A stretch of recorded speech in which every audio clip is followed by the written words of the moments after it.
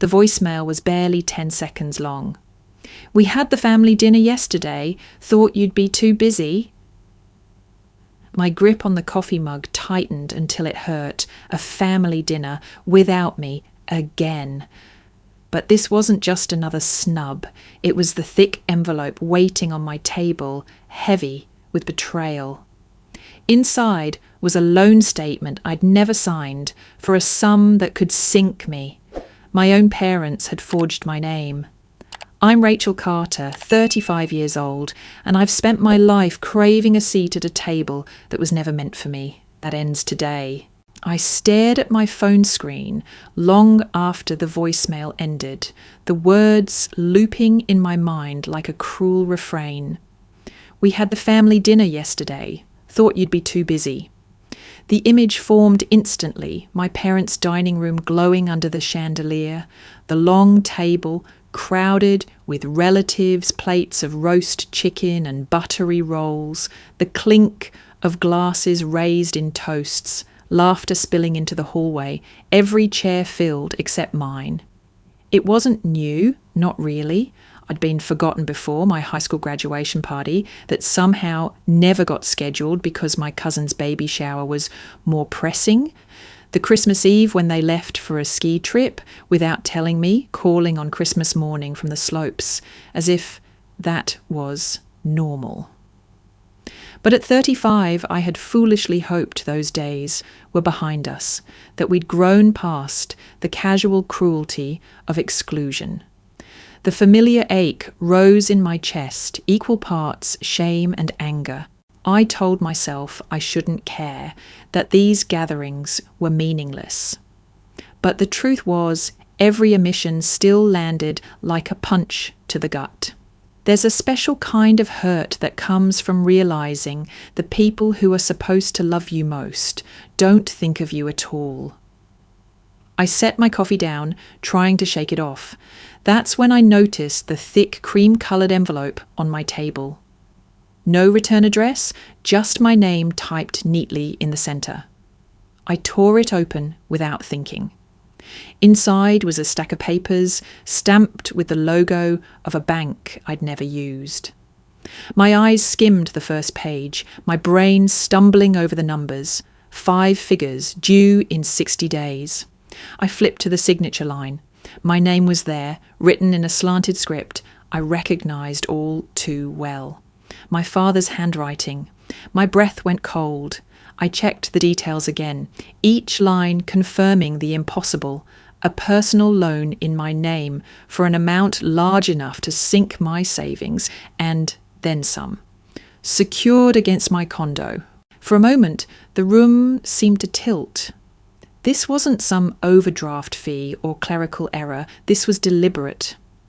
This was betrayal inked on official paper.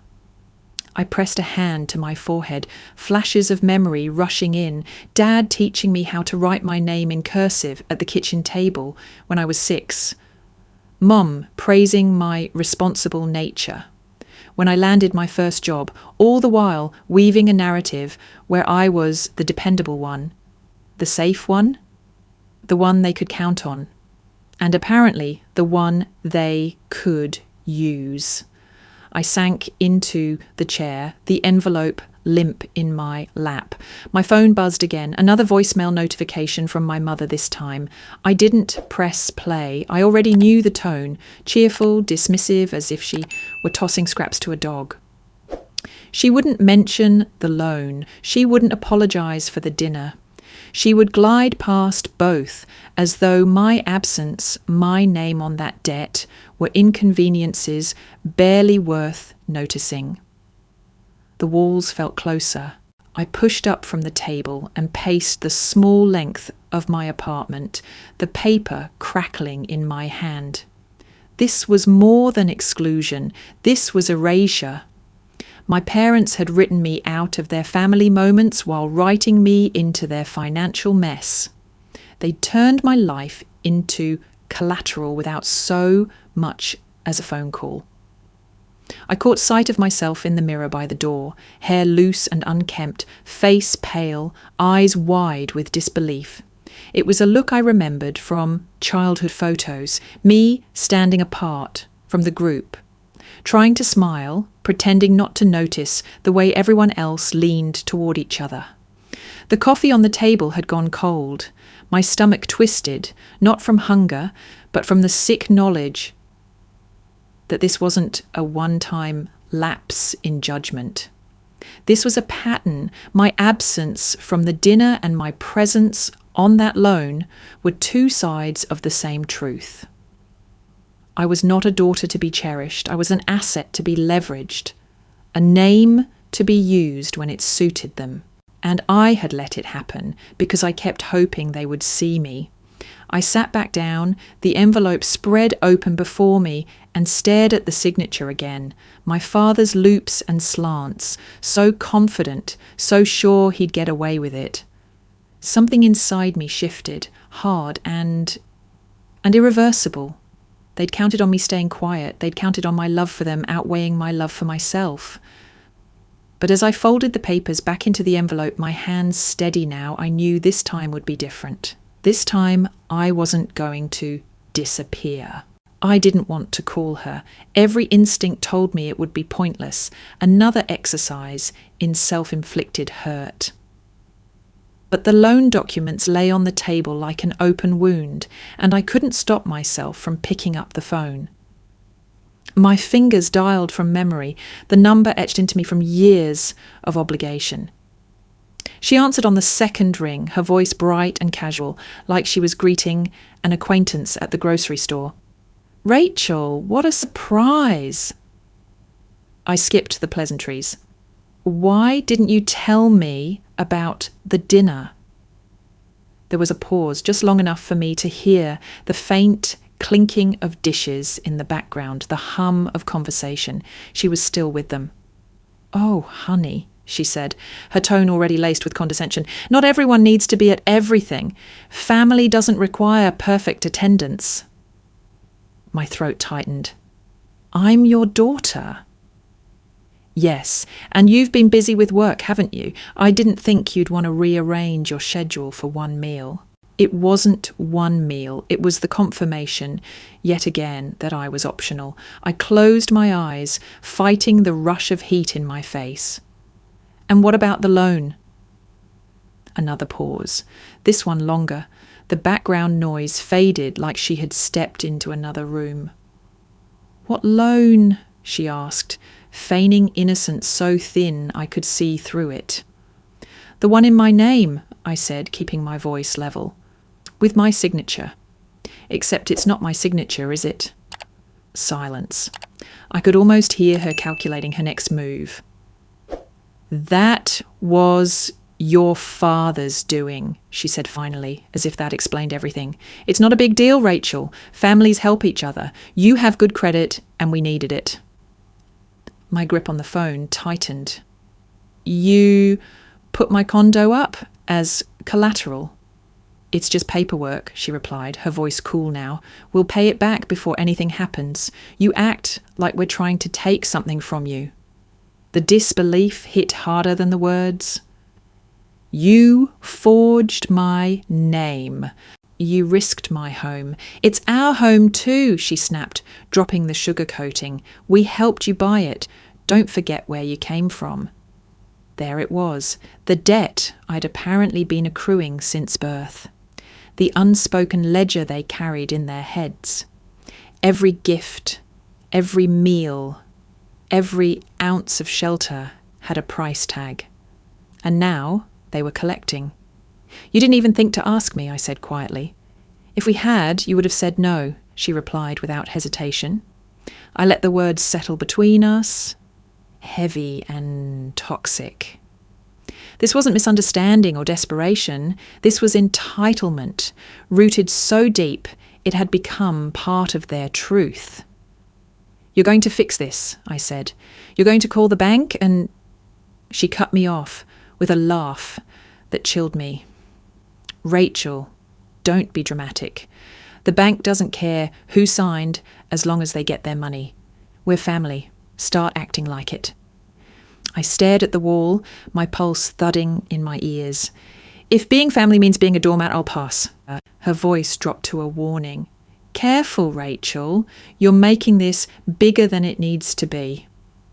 It's my home, I said. It's already bigger than it needs to be. She exhaled sharply, then said, We'll talk later, and hung up before I could reply.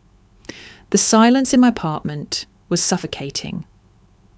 I walked to the window, looking out at the street below, but the normalcy of passing cars and dog walkers felt alien. My reality had tilted in the span of a few minutes. The people who brought me into this world had just admitted to endangering the only stability I had left. I turned back to the table, to the papers spread like a crime scene. The numbers blurred, but one line stayed sharp, the description of the collateral. Primary residence, 12B Carlton Avenue, my address, my safe place, my proof that I'd built something on my own. The twist of betrayal deepened, not just about money, but about roots, shelter, survival. They hadn't just taken from me, they'd threatened to erase me.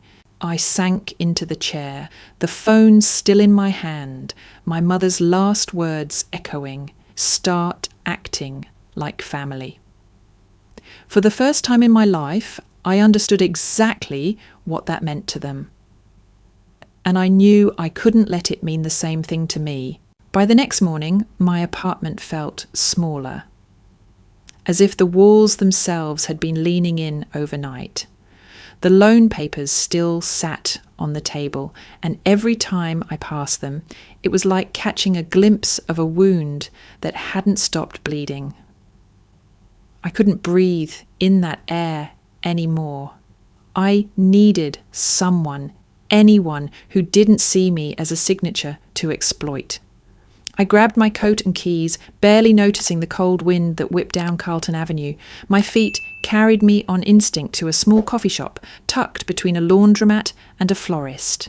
The kind of place where the air always smelled like cinnamon and burnt espresso. Jenna was already there, seated by the window, a paperback open in front of her.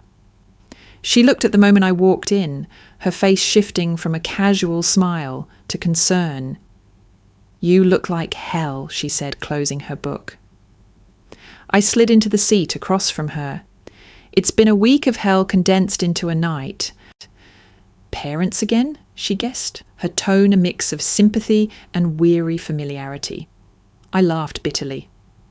Gold star for you, except this time it's not just emotional, it's financial. They took out a loan in my name, Jenna, put my condo up as collateral. Her eyes widened. Are you serious? Rachel, that's illegal, I interrupted. Yeah, I know, but what's worse is that they don't even see it as wrong. They think it's their right. Jenna's hands curled around her coffee cup. God, I wish I could say I'm surprised. Her words stung, not because she meant to hurt me, but because I knew she was right. My parents had been writing the same script my whole life, and I kept showing up to play my part. I leaned back, the chair creaking under my weight. You know what this reminds me of? I said, staring past her at the street outside. When I was 10, I had pneumonia. Fever, cough, couldn't breathe. They dropped me off at the hospital and left, said they had an important dinner. Jenna's lips pressed into a thin line. They came back 2 days later. I'd been alone the whole time, with nurses and strangers checking in. And when they finally showed up, they didn't ask if I was okay. They asked if I'd signed the discharge papers so they wouldn't have to pay for another night. Jenna reached across the table and squeezed my hand. The warmth of her touch pulled me back from the edge of that memory. I hate that they've done this to you, she said quietly. And I hate that they keep doing it. For a moment, the noise of the coffee shop faded, and it was just us. 2 women in a bubble of shared history, hers filled with her own scars, mine still bleeding. But what now? She asked. You can't just let this loan sit. They could take your place. The weight of her words pressed down on me, the same weight I'd felt all night.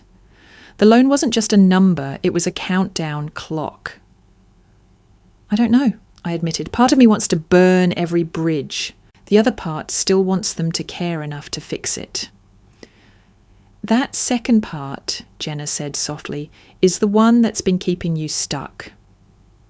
She was right, and I hated it.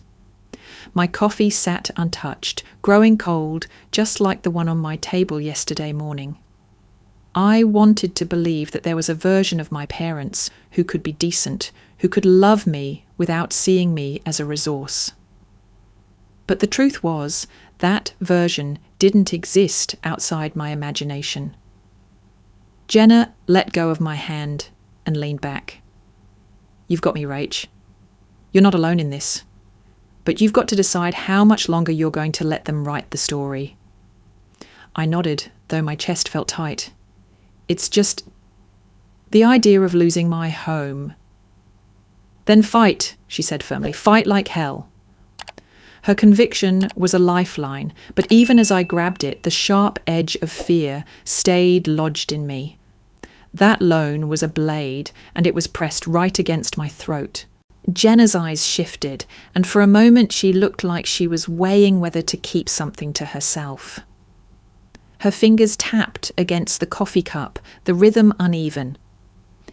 There's more I need to tell you, she said finally. My stomach tightened. More? She glanced around the shop, as if making sure no one could overhear. Your parents. They've been borrowing money from people in town for years.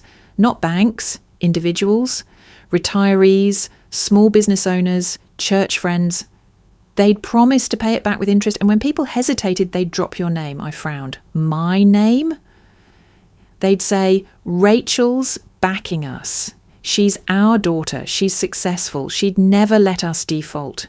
And people believed them because, well, you've got a good reputation here. You work hard. You're trustworthy.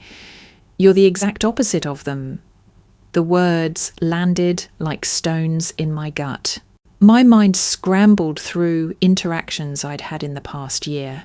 Strangers greeting me warmly at the grocery store, an older couple at the library asking how my business venture was going. The awkward half smiles from my old neighbour when we passed on the street. They used me, I said slowly, each word tasting bitter. Not just to get the loan, to cover their own messes, to make people think they were safe. Jenna nodded. And the worst part? Most of those people never saw a dime back. But no one came after them. Because they all thought you were in on it. It felt like the floor had been ripped from under me. The betrayal wasn't just inside my family anymore. It had spread into the community, staining my name in places I hadn't even stepped. The image of my parents smiling, shaking hands, all the while holding me up as a shield, made my skin crawl. So everyone thinks I'm part of their schemes, I said. Not everyone, Jenna corrected quickly. Some people know what they're like, but others, they probably think you're cut from the same cloth. The shame hit first, hot and suffocating. I could almost feel the walls closing in again, the air thinning. It wasn't enough that they'd endangered my home. They'd turned me into a cover story for their cons. Every interaction, every polite smile from a stranger might have been laced with suspicion. I gripped the edge of the table, grounding myself. How long have you known? A few months, Jenna admitted. I didn't want to drag you into it unless I had proof. But after what you told me today, I think you need to know everything. I leaned back, my pulse pounding. This was worse than I'd imagined. It wasn't just about saving my condo anymore. This was about salvaging my own name, my own identity. For years, I'd been chasing crumbs of approval from people who'd been feeding others a false version of me. And the more I thought about it, the clearer it became they weren't going to stop. As long as I kept playing the quiet, dutiful daughter, they'd keep using me as their golden guarantee. The despair twisted in my chest, but underneath it, something harder began to form, a resolve I hadn't felt in years. They've been building a whole story with me as the main character, I said. Fine, I'll write the ending. Jenna's mouth curved into a small, approving smile. That's the Rachel I know. I took a deep breath, my mind already moving ahead. I'd need to find out who they'd borrowed from, how much, and what lies they'd told. I'd have to dig through layers of deception they'd been weaving for decades. But for the first time since opening that envelope, I didn't feel like I was drowning. I felt like I'd found the shore, and I was ready to start swimming. The drive to my parents' house felt longer than it used to, though I'd made the trip countless times over the years. The road wound through neighbourhoods where I'd once ridden my bike, past the park where my father taught me to throw a baseball, past the corner store where my mother used to send me for bread and milk. Every familiar landmark seemed tinged with a different colour now, something duller, colder. I pulled into their driveway, the gravel crunching under my tyres. The house stood just as it always had, white siding, black shutters, roses wilting in the front yard. But the warmth I used to associate with it had long since evaporated. When my mother opened the door, her expression shifted instantly from surprise to annoyance. Rachel, we weren't expecting you. I'm sure you weren't, I said, stepping inside without waiting for an invitation. My father was at the kitchen table, flipping through a newspaper like he didn't have a care in the world. He barely looked up. This a social call? I dropped the loan papers onto the table. We're going to talk about this. He glanced at the top page, shrugged, and went back to his paper. My mother crossed her arms. We already explained. Families help each other. You didn't ask for help, I said, my voice sharper than I intended. You stole it. You forged my name. You risked my home. My father finally set the paper down. We gave you that home. We put money toward the down payment. You think you don't owe us? The words hit like a slap. I don't owe you my future. That's where you're wrong, he said, leaning back in his chair. Everything you are, everything you have, is because we made it possible. We raised you, we fed you, we clothed you. And now when we need something, you act like we're strangers. The familiar script, the debt ledger they kept in their minds, every meal and roof over my head recorded like a bill waiting to be paid. I never asked to be born, I said quietly. My mother's eyes narrowed. Don't be dramatic. You had a roof. You had food. You think life was so hard. My chest tightened. Do you remember when I was 10, when you sent me to live with the Tanners for 6 months? They exchanged a glance. My father shrugged. We were going through a rough patch. You had a bed there, didn't you? They took care of you. They were strangers, I said, my voice breaking despite my effort to stay steady. You didn't visit, you didn't call, you just left me there. We needed space, my mother said flatly.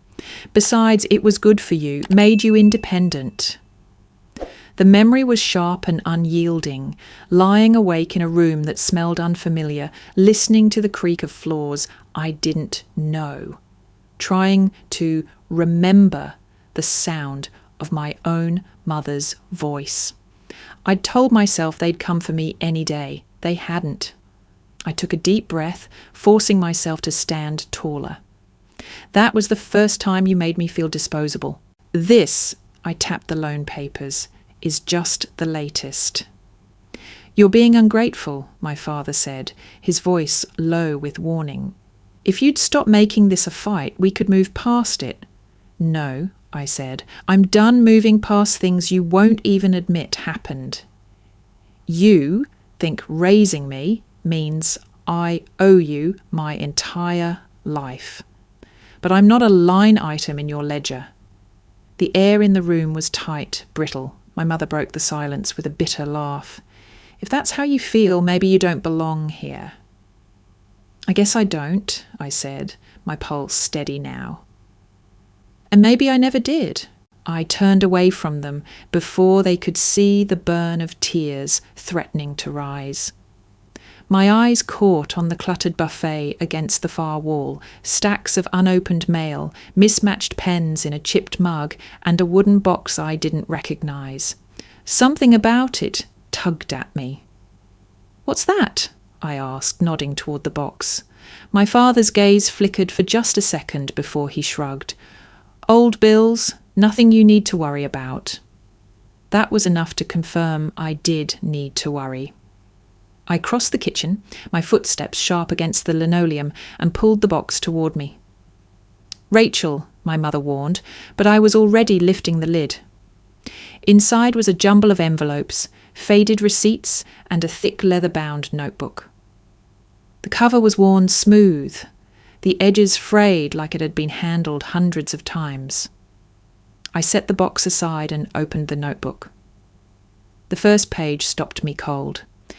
At the top, in my father's precise handwriting, was a title: Family Ledger. Beneath it was a list of names, mostly relatives, a few I didn't recognise, each with amounts scribbled next to them. Some entries had been crossed out with the word paid, others were underlined, circled, annotated. And, at the very top of the list, my name, Rachel Carter. 148. 120s. The number was underlined twice. My stomach dropped. I flipped through the pages, finding my name again and again.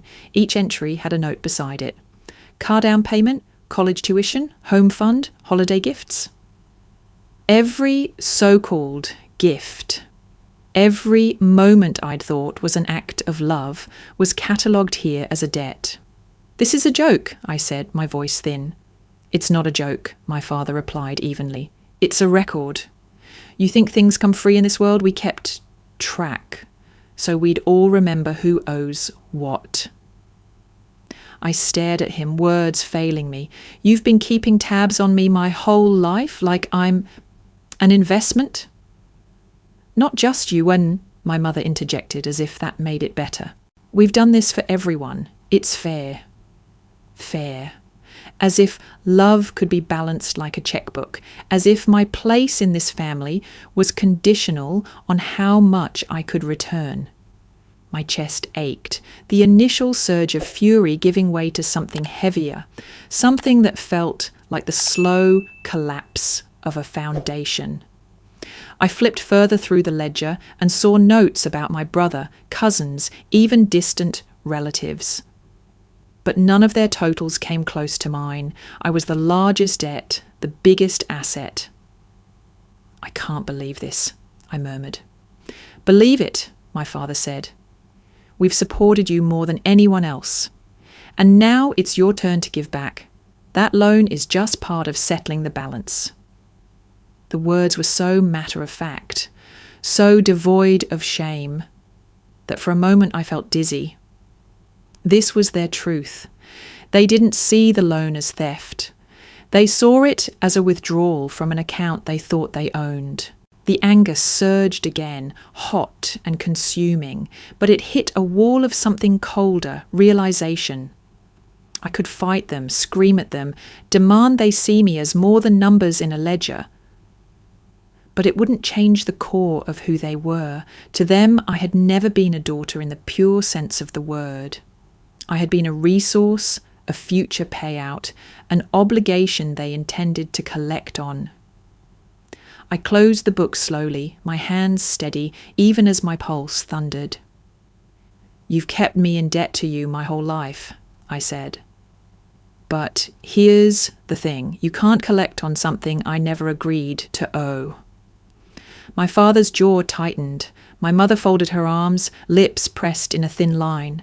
I set the ledger on the table between us. This is the last time you'll use my name, my home, or my life to pad your accounts. They didn't answer. Maybe they knew I meant it. Maybe they didn't care. Either way, the truth sat there in the open now, inked in their own handwriting. I'd been a transaction all along, and transactions could be cancelled. The drive back from my parents' house was a blur of asphalt and muted radio static. My hands gripped the steering wheel so tightly that my knuckles ached.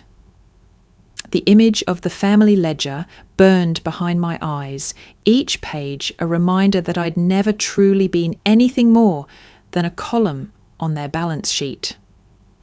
By the time I reached my apartment, the shock had hardened into something sharper, a clean, deliberate anger. For the first time in years, I wasn't going to just weather the storm and wait for it to pass. I was going to board up my windows, change my locks, and make sure no one could force their way in again, literally or figuratively. I started with the bank. My name was on one small savings account my parents had convinced me to keep for emergencies. In reality, it was their back door into my finances. I'd allowed them to have joint access, telling myself it was harmless, even practical. Now it was the first door I slammed shut. The bank clerk, a young man with a polite smile, asked me if I wanted to remove the other account holder. Yes, I said without hesitation, permanently. A few keystrokes later, their access was gone. The relief was immediate but fleeting. There were more doors to close.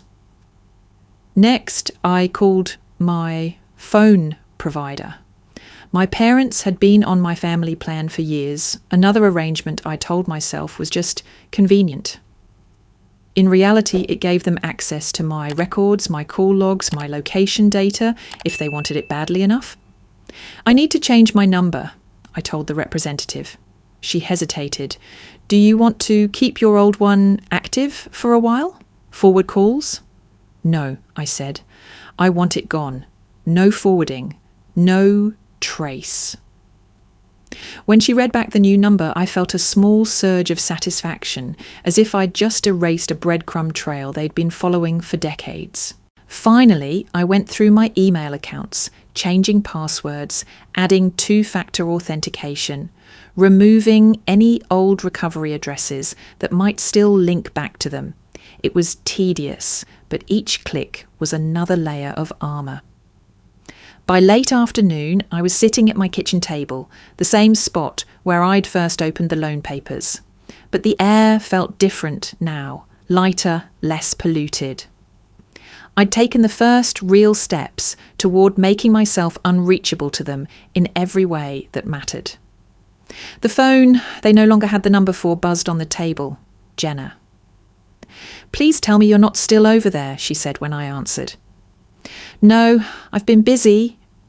I explained what I'd done, each detail met with a sound of approval on her end. That's good, she said. You needed to cut them off at the source. It's strange, I admitted. It feels good, but also final, like I just locked a door I can't unlock again. Good, Jenna said firmly. Some doors need to stay closed. After we hung up, I sat in the quiet, letting the weight of the day settle. It wasn't lost on me that for years I'd kept those doors open out of some misguided loyalty. I'd believed that access was a form of connection, that keeping them close to my life, even in ways that made me uneasy, was better than being shut out completely. But the truth was, I'd been shut out a long time ago. All I'd done today was acknowledge it. I walked to the front door of my apartment and checked the lock. Tomorrow, I'd call a locksmith and have it replaced. Not because I thought my parents would try to break in, but because I needed a physical reminder of the boundaries I was building. The locks would be new. The accounts would be mine alone. The phone number would be one only I decided to share. For the first time, I felt like I was not just reacting to their choices, but making my own. And I had no intention of handing over the keys again. The next morning began like any other workday. Coffee in my travel mug, a brisk walk from the bus stop, the familiar hum of the lobby elevator as it carried me up to the 12th floor. I was halfway through catching up on emails when I noticed a small commotion near reception. At first, I ignored it. Office drama wasn't unusual, and I had deadlines to meet. But then I heard my name. I stepped out of my cubicle and saw them, my parents, standing in the middle of the lobby like they owned the place. My mother's lips were drawn tight, her voice pitched high enough to carry across the room. My father stood beside her, arms folded, scanning the faces around them like he was gathering an audience. "There she is," my mother said, pointing straight at me.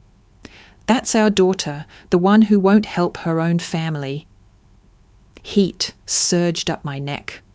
"What are you doing here?" I asked, keeping my voice low, though I could feel dozens of eyes on us. "We came to tell the truth," my father said loudly. "So your coworkers know what kind of person you are, ungrateful, selfish, after everything we've done for you." "This isn't the place," I hissed, glancing toward the reception desk, where the security guard was looking uncertain. My mother stepped forward, her voice cracking with manufactured grief. "Do you know she's letting her parents drown in debt? That she's turning her back on her own blood? What kind of daughter does that?" I felt every head turn, the air thick with curiosity and judgment. My stomach twisted, part rage, part humiliation. "You need to leave," I said, my voice harder now. "We'll leave," my father said, "when you admit to them that you've made your family a laughingstock." The words hit like a slap, not because I believed them, but because they were designed to sting in front of an audience. My co-workers weren't just hearing gossip, they were hearing a narrative crafted to make me the villain in my own life. Security finally stepped in, gently guiding them toward the door. My mother's voice rose as they were escorted out. "Shame on you, Rachel. You've brought shame to us all." The lobby doors closed behind them, but the echo of her words lingered like a bad smell. I stood there, pulse pounding, cheeks hot. I wanted to shout after them, to tell everyone in the building the truth about what had really happened. But the damage was already done. When I turned, my manager, Carla, was waiting by my desk. She didn't look angry, just tired. "Rachel," she said quietly, "can we talk in my office?" I followed her in, shutting the door behind me. "I don't know what's going on with your family," she began, "and I don't need to know, but whatever it is, you need to handle it outside of work. This kind of scene can't happen here again." I opened my mouth to protest, to explain that I hadn't invited them, that I'd been ambushed. But the look on her face told me it wouldn't matter. From the company's perspective, it didn't matter who was right or wrong, only that drama had spilled into the workplace. "I understand," I said finally, my voice low. Carla nodded. "Good. Take the rest of the morning if you need to, but please get this under control." I left her office feeling smaller than I had in years. The righteous fury that had carried me through the confrontation in the lobby had fizzled into something heavier, a dull weight pressing against my ribs. My parents had found a way to hurt me without touching my finances, without touching my home. They'd come for my reputation, and in a single morning, they'd made me look like a liability in front of the people I relied on for my livelihood. Back at my desk, I stared at my computer screen, the words on the monitor blurring. For all the locks I'd changed, all the doors I'd closed, they'd still found a way in.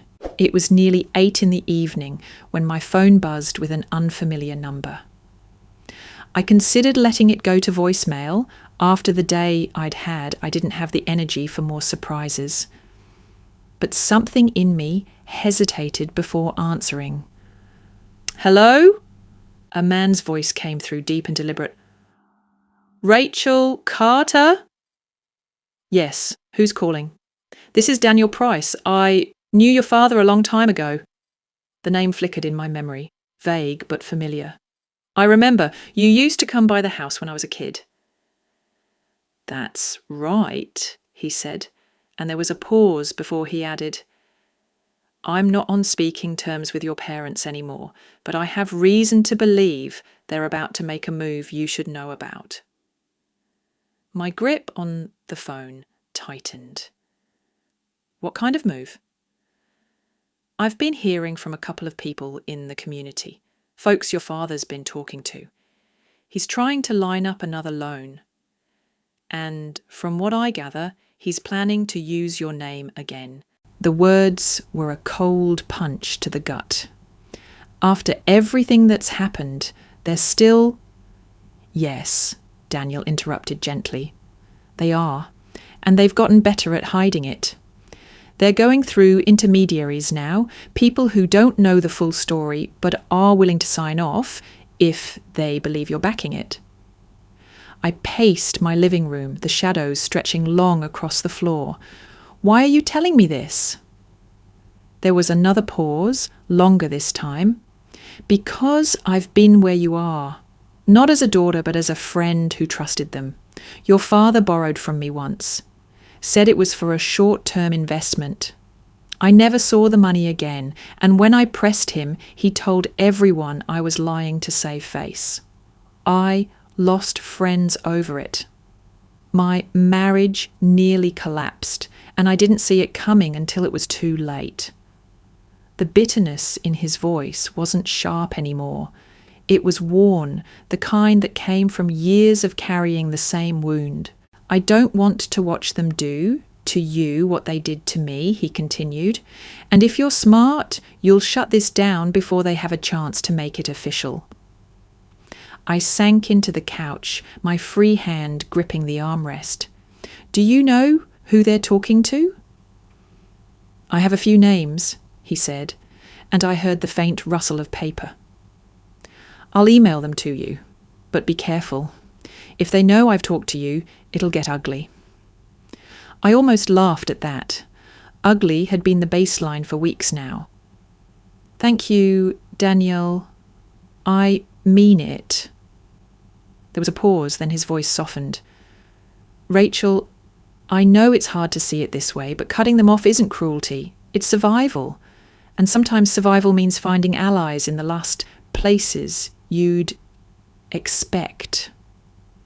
When we hung up, I sat in the quiet, the conversation replaying in my head. Daniel's warning wasn't just about another loan. It was a reminder that my parents' reach was longer than I'd realised.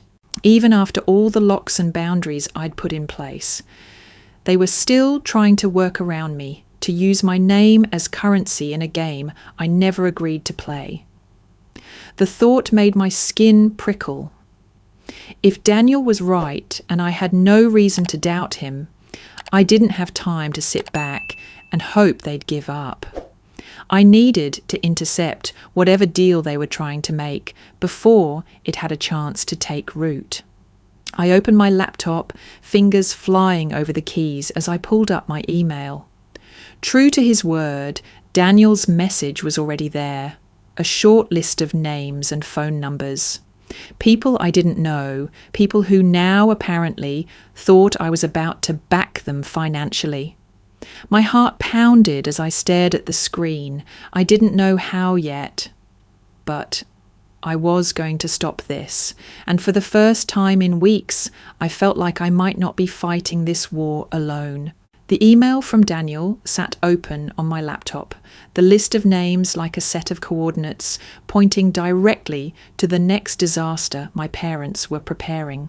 I was about to start calling them when my phone rang again. "Daniel, I forgot to mention something," he said without preamble. "Something important." His tone had changed, less like a warning, more like a confession. I wasn't just a bystander in all of this, he went on. Back when I was still friends with your father, I helped him. Once, maybe twice. I thought I was doing him a favour. I froze, the hairs on the back of my neck prickling. Helped him how? There was a beat of silence. I helped forge a few documents, nothing major at the time. At least that's what I told myself. He said it was for a short-term loan to bridge a business deal. He showed me papers with your name already on them and said you'd given your blessing. I didn't question it. I gripped the edge of the desk, the sudden wave of nausea almost knocking me sideways. So you were part of it? Yes, he said quietly, and I've regretted it ever since. When I realised what he was really doing, I cut him off. But I never came to you. I didn't want you to see me as another person who betrayed you. Too late for that, I thought, but the words lodged in my throat. Why are you telling me this now? I managed. Because I still have copies of those documents, and others. Not just for you, but for half a dozen people he's done this to. If you take them to the right place, it'll end. The loans, the cons, the leverage he has over people, it all stops. I sat back, my mind whirling. And what's the catch? Daniel hesitated, then sighed. The catch is, you'll have to face the fact that your parents didn't work alone. People you know, people you probably trust, were part of it. Maybe they didn't understand the full picture. Maybe they did. But you'll see their names. And once you see them, you can't unsee them. The hope I'd felt an hour ago, the fragile relief of thinking I'd found an ally, wavered under the weight of his words. I'd known my parents could manipulate, charm, and coerce. But I hadn't let myself imagine that their reach extended so far. Or that others had been willing to sign their name to my undoing. Daniel must have heard the silence stretching between us. Rachel, I'm not proud of what I did, but I'm not going to keep quiet anymore. You deserve to know who stood by and let it happen. He promised to drop the documents at my apartment that night, and when we hung up, I just sat there, staring at the glow of my laptop. The list of strangers in his email seemed almost harmless. Now, compared to the ghosts that might appear in the files he was bringing. By the time his knock came at the door, my chest felt like it was wrapped in wire. I opened it to find him holding a plain manila envelope, his expression grim. It's all in here, he said. Be ready. After he left, I carried the envelope to the kitchen table and opened it. Inside was a thick stack of photocopies, each one a piece of a larger puzzle I hadn't known I was missing. Loan agreements, property liens, notarized statements, some with my forged signature, others with names I recognized from neighborhood barbecues, old family friends, even a teacher I'd once trusted. The deeper I flipped through the stack, the colder I felt.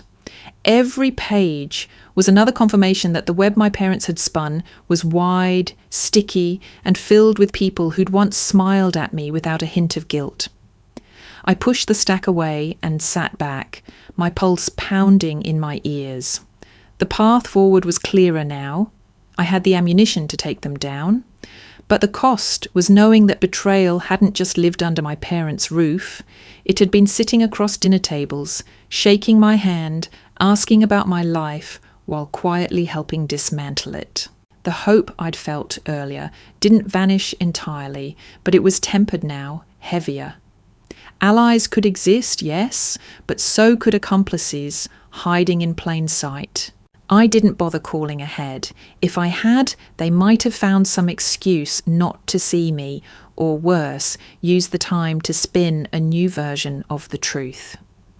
Instead, I drove straight to their house, the manila envelope heavy on the passenger seat like a loaded weapon. When my mother opened the door, her eyes narrowed immediately. What now? I need to talk to both of you, I said, stepping past her without waiting for an answer. My father was in the living room, TV remote in hand. He didn't mute it, just glanced at me and then at the envelope in my hand. What's that? Evidence, I said, my voice steady. From Daniel Price and others. That got his attention. He muted the TV, but the smirk on his face didn't fade. Oh, Danny boy. I should have known he'd run his mouth eventually. I set the envelope on the coffee table and slid out the first stack of papers. Loan agreements with my forged signature, property liens, witness statements, enough to prove a pattern of fraud going back years. My mother crossed her arms. And you came here to... What? Blackmail us? No, I said, to give you one chance to explain yourselves before I take this to the police. For a moment silence filled the room. Then my father leaned back in his chair, laughing softly. Go ahead, take it to them. You think they'll want to drag a family name through the mud over a few pieces of paper? They will when they see how many people you've done this to. I shot back. My mother stepped closer, her voice dropping into something almost pitying. Rachel, you won't do it. You've spent your whole life trying to keep this family together. You won't ruin it now. That's where you're wrong, I said. The smirk vanished from my father's face, replaced by something harder. You'd put your own parents in jail? For what? Money? Pride? For my life, I said quietly. For my home. For my name. You've taken enough. They exchanged a glance, and for a second I thought I saw a flicker of doubt in my mother's eyes. But it was gone as quickly as it came. You think we're scared of court? My father said. You think anyone will believe you over us? We're respected in this town. You're just the ungrateful daughter who turned her back on her family. I pulled another sheet from the envelope and laid it on the table. It was a notarized statement from one of their former associates, naming both of them in multiple schemes. This isn't about belief, I said. It's about proof. And I have enough of it to make sure no one ever lends you another dime or lets you near their property again. My mother's lips tightened. You're bluffing. I met her gaze. Try me. The tension in the room was so thick I could feel it pressing against my skin. They weren't used to me holding the upper hand, and they didn't like it. But they also weren't going to give me what I wanted, an apology, remorse, any sign that they saw me as more than an obstacle to be managed. Finally, my father leaned forward, his elbows on his knees. If you want a war, Rachel, you've got one. But when it's over and people see what you've done to your own flesh and blood, don't expect anyone to stand by you. I gathered the papers back into the envelope, my movements slow and deliberate. I'd rather stand alone than keep standing with you. Their silence followed me to the door, heavy and unbroken. As I stepped outside, the cold air hit my face, sharp and bracing. I didn't know what the next move would be, whether they'd double down or retreat, but I knew this. The line had been drawn, and I wasn't stepping back over it. I had my hand on the doorknob when my mother's voice cut through the silence. You know, she said, her tone strangely calm, there's one thing you've never figured out about this family. Something in her voice made me turn back. What's that supposed to mean? She looked at my father, as if deciding whether to say more. His expression was unreadable, but he didn't stop her. You're not really one of us, Rachel, she said matter-of-factly. Not by blood. For a second, I thought I'd misheard. What? We adopted you, she continued, as if she were telling me the weather. You were 3. Your real parents, well, they weren't in a position to keep you. We stepped in. My pulse thundered in my ears. You've never told me this. Not once. My father shrugged. It wasn't important. You were ours, and that was enough. But my mother's next words shattered any illusion of warmth. We thought it would help. We were having problems back then. Marriage on the rocks, arguments every night. People always say a child can bring a couple together. And we figured if we were going to do it, we might as well choose someone who could grow up to be an asset. An asset, I repeated, the word sour on my tongue. She nodded. You were healthy, bright-eyed, and, well, you had potential. We thought we could shape you into someone who'd take care of us when we got older, someone we could rely on, an investment in our future. The room tilted slightly, the walls pressing in. All those years I'd spent twisting myself into knots for their approval, every holiday, every forced smile, every desperate attempt to belong.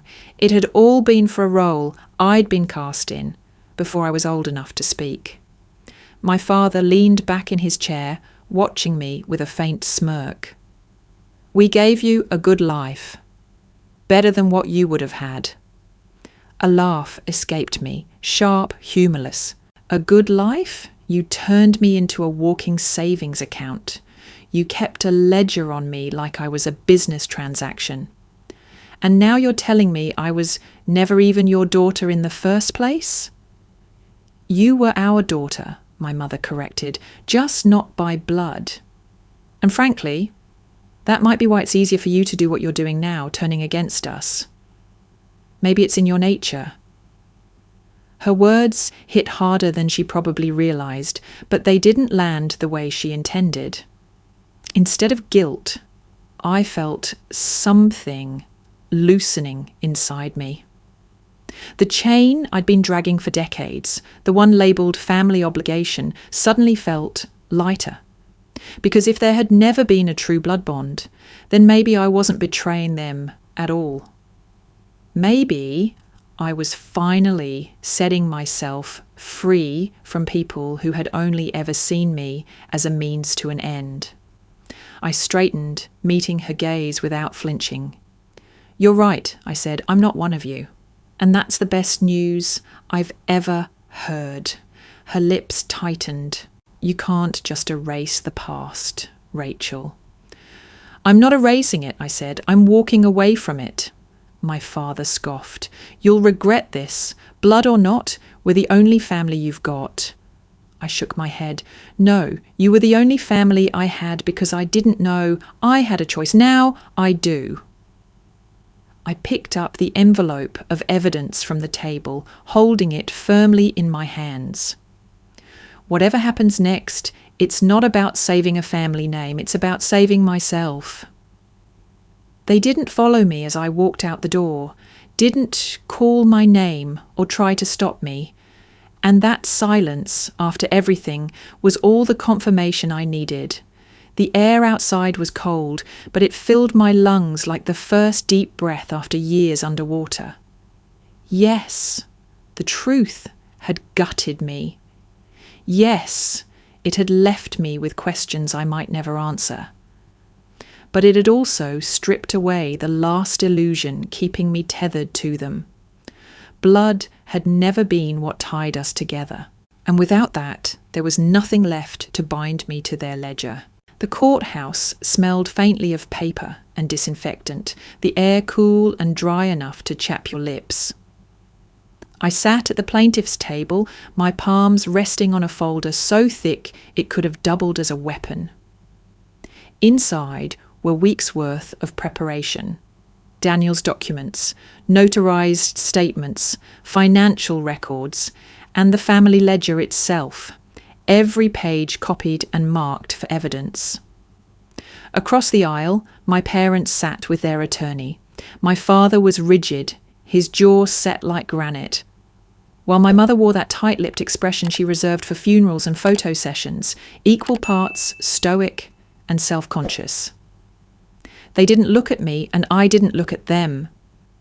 The judge entered and the room rose. My pulse thudded in my ears as the proceedings began. My attorney spoke first, laying out the case with a calm precision I envied. Fraud, forgery, financial exploitation.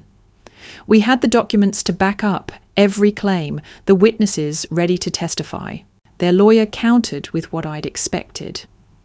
A narrative of family misunderstanding, of parental generosity misinterpreted as greed. At worst, Your Honour, he said, this is a matter that should have been settled privately within the family. But the weight of evidence was on my side, and for once the facts were louder than their charm.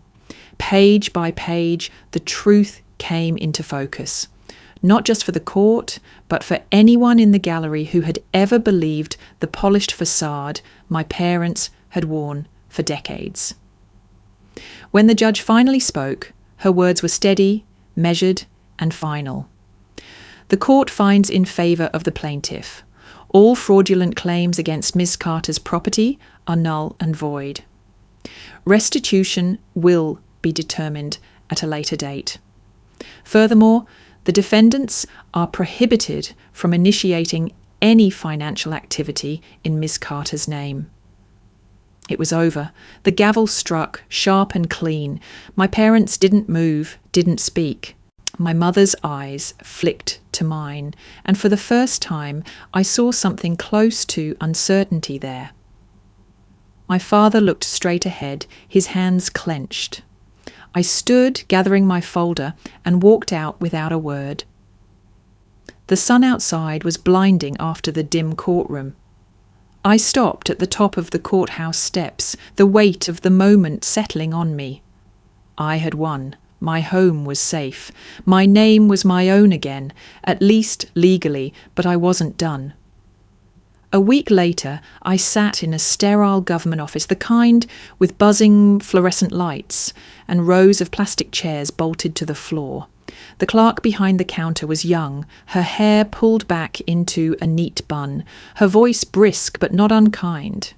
"You're here for a legal name change to Soho?" she asked. "Yes," I said, sliding the paperwork across the counter. She glanced at the forms, her eyes landing on my current last name, Carter. "And you'd like to change it to, Weston," I said without hesitation. A name that had no connection to them, no ledger attached, no strings. She typed it into her computer. Reason for the change? I thought about all the possible answers, fraud, betrayal, survival, but in the end I just said, it's time. The process was mostly procedural, but when she stamped the final page and slid it back to me, I felt something shift. My signature, my real signature, not the forged one my father had copied so many times, looked different beneath the new name. Stronger. I walked out of that office lighter, like I'd shed a skin I'd been wearing far too long. That night, I called Jenna. "It's official," I told her. "I'm not a Carter anymore." She let out a whoop loud enough to make me laugh. "About damn time. How does it feel?" "Like breathing air I didn't know I'd been missing," I said. We met for dinner to celebrate, just the two of us, in a small Italian place with flickering candles and soft music. For the first time in months, the conversation didn't circle back to my parents. We talked about books, about Jenna's latest disastrous dating experience, about the possibility of taking a weekend trip somewhere, anywhere. The next morning, I ordered a new set of keys for my condo, a new driver's license, a new passport. Every envelope, every application, every signature was another step away from them.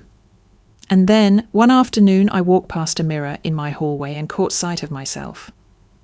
I stopped. For years, I'd looked in mirrors and seen someone trying to please, trying to belong, trying to survive.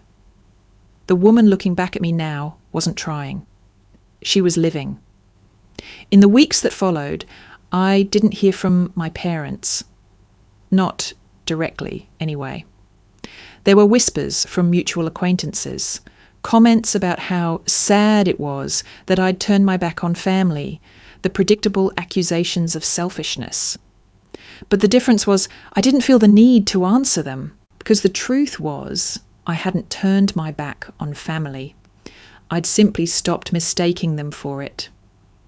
On a crisp Saturday morning, I stood in my small kitchen, coffee in hand, sunlight streaming through the window. The quiet didn't feel empty anymore. It felt chosen. I'd built this space, this life, on my own terms, and I was finally starting to believe I deserved it. Changing my name hadn't erased the past. The scars were still there, some deeper than others, but it had given me something I'd never had before. A future that wasn't tethered to their expectations. And for the first time in as long as I could remember, that was enough. It was a rainy Thursday when the letter arrived. The kind of grey morning that usually begged for another cup of coffee and a blanket. I almost missed it in the stack of bills and flyers, but the envelope was different, thicker, handwritten, my name in looping script across the front. My new name. I sat at the kitchen table and slit it open with a butter knife. Inside was a single sheet of cream-coloured paper and a photograph tucked into the fold. Dear Rachel, it's been a while since we last saw you, but we think of you often. You made such a difference for our daughter during her senior year. She wouldn't have graduated without your patience and guidance. You were more than a tutor to her. You were a role model, a friend. I glanced at the photo. It was the Wilson family. Tom, Claire, and their daughter Sophie, standing in front of their porch, all three smiling wide. I remembered those afternoons at their kitchen table, Sophie bent over her textbooks, Claire bringing us tea, Tom dropping in to ask how it was going. We've been talking and we'd like to make something official. Our home has always been open to you, but we want you to know it's more than that. If you'll have us, we'd like to consider you part of our family. No strings, no expectations, just people who care about you for you. I read the last line twice, the words blurring a little. We're having a small dinner next Saturday, nothing fancy, just us. We hope you'll come. We'd be honoured to have you at the table. Warmth spread through me, slow and steady, like sunlight breaking through clouds. For so long, family had been a word tangled with obligation and ledgers and the constant grinding fear of not being enough. My parents had taught me that family could be transactional, conditional. But here was another definition, one that asked for nothing but my presence. I set the letter down and picked up the photo again. In it, Sophie's arm was slung over her mother's shoulder, her head tipped toward Claire in a way that spoke of comfort, not performance. I realised I'd felt that same ease in their home once, even if I hadn't let myself trust it. That Saturday, I stood outside the Wilsons' house, rain misting the air, and knocked. The door swung open almost instantly, and Claire pulled me into a hug before I could even say hello. "Come in, you'll get soaked," she said, ushering me inside. The smell of roast chicken and fresh bread filled the air, rich and inviting. Tom greeted me with a warm handshake that turned into a hug, and Sophie beamed from the kitchen doorway. "You came?" The dining table was set for 4, candles flickering, the silverware gleaming. It wasn't extravagant, it was home. We talked and laughed through the meal, stories flowing easily, no undercurrent of scorekeeping or quiet judgment. At one point, Claire reached across the table, resting her hand over mine. "You've been through so much, Rachel. You deserve people who choose you, not because they have to, but because they want to. Something in my chest loosened at her words, and I realised I was smiling. Really smiling. Not the polite mask I'd worn for so long. By the time dessert was served, I felt something I hadn't in years. Rooted, not in a place, but in the simple, steadfast presence of people who meant what they said. When I left that night, Claire hugged me again at the door. Remember, this is your home too, any time. Walking back to my car, the rain had stopped, the air crisp and clean. For the first time, the word family didn't feel like a weight. It felt like a gift, one freely given with no debt attached.